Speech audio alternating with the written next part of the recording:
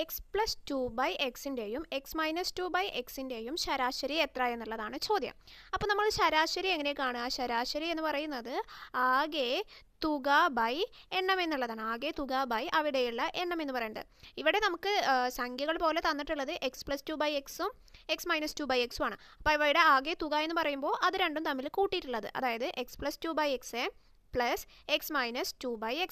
ഇത് രണ്ടും കൂടി കൂട്ടുമ്പോൾ എന്ത് വരും? ഡിനോമിനേറ്റർ സെയിം ആയതുകൊണ്ട് നമുക്ക് നോമിനേറ്റർ മാത്രം കൂട്ടിയിട്ട് ഡിനോമിനേറ്റർ എക്സ് എന്ന് എഴുതിയാൽ മതി. അപ്പോൾ എന്ത് വരും? X plus 2 plus X minus 2/x എന്ന് വന്നു അല്ലേ.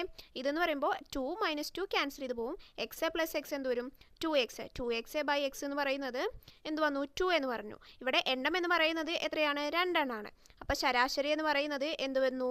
ശരാശരി എന്ന് പറയുന്നത് ആകെ തുക ബൈ എണ്ണം. ആകെ തുക 2, എണ്ണം എന്ന് പറയുന്നത് 2. അപ്പോൾ 2/2 1. അപ്പോൾ ഉത്തരം ഓപ്ഷൻ ഡി.